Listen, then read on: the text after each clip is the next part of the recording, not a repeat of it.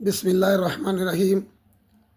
প্রিয় দর্শক, মোল্লা ইউনানি ও হোমিও দওয়াখানার পক্ষ থেকে সমস্ত দর্শকবৃন্দকে আন্তরিক অভিনন্দন ও শুভেচ্ছা জানাচ্ছি।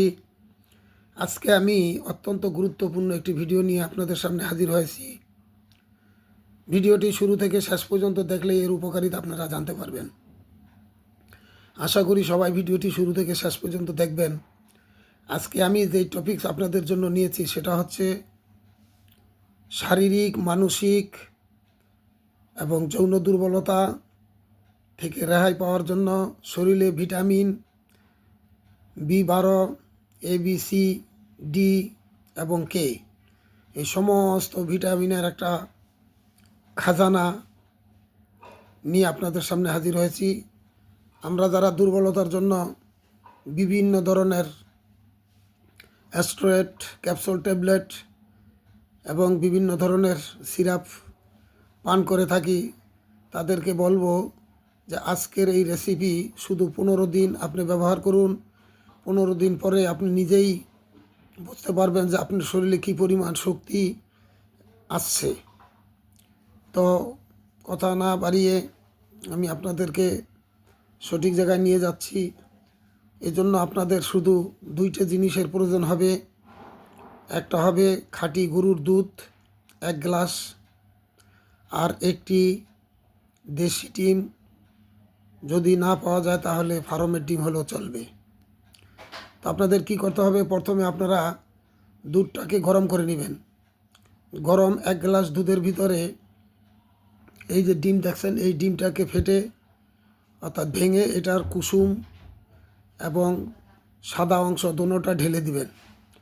ঢালার পরে এটাকে কোনো অবস্থায় চামচ বা অন্য কিছু দিয়ে নাড়বেন না।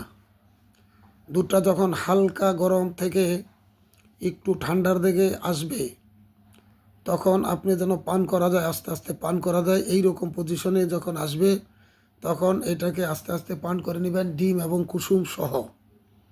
ডিম এবং কুসুম যদি ফেটে দেন তাহলে এটার কিছু গুণাগুণ কমে যাবে।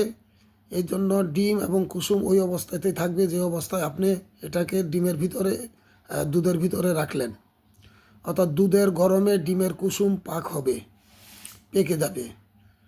অর্থাৎ ওই পাকাই আপনার জন্য পুষ্টিকর হবে। যদি ডিমকে বেশি পাকানো হয় তাহলে তার পুষ্টিগুণ থাকে না, অনেক কমে যায়।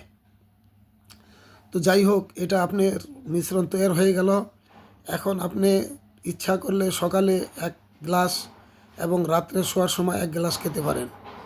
বর্তমানে শীতের সিজন, এই শীতের সিজনেই এটা খাওয়া উপযোগী। গরমের সিজনে এটা কেউ খেতে পারবে না, খেলে অনেক শরীরে গরম হয়ে যাবে এবং বরদাস্তের বাহির হয়ে যাবে। আপনারা শুধু 15 দিন এটাকে ব্যবহার করে দেখুন আপনার শরীরে কোন ভিটামিনের অভাব এবং আপনার শরীরে গ্রিজের অভাব, যার কারণে হাঁটু ব্যথা, জয়েন্ট ব্যথা এবং হাত পা চাবানো, ক্যালসিয়াম যত প্রকারের আপনার দরকার সমস্ত প্রকারের ক্যালসিয়াম এর ভিতরে আছে। অবশ্যই এই রেসিপিকে আপনারা ব্যবহার করবেন। এবং বাচ্চাদের যদি পুষ্টিহীনতায় ভোগে তাহলে ওই বাচ্চাদেরকেও দিতে পারেন, কিন্তু সেই ক্ষেত্রে অর্ধেক দিতে হবে, অর্থাৎ 1 কাপ। 2 কাপে 1 গ্লাস হয়ে আপনি বাচ্চাদেরকে 1 কাপ দিয়ে দিবেন। ইনশাল্লাহ বাচ্চাও হৃষ্টপুষ্ট থাকবে, হৃষ্টপুষ্ট হবে। মা বোনদের আপনার ডেলিভারির পরেও এটা ব্যবহার করাতে পারেন, তারও শরীরে শক্তি আসবে এবং ডেলিভারির পরে যে দুর্বলতা শরীরে আসে সেই দুর্বলতা কেটে যাবে। রক্ত শূন্যতায় যারা ভুগছেন তারাও এটাকে ব্যবহার করতে পারেন। ভিডিওটি অবশ্যই লাইক, শেয়ার এবং সাবস্ক্রাইব করবেন, নেকির নিয়তে করবেন। আজকে আমি আপনাদের সুস্বাস্থ্য কামনায় এখানেই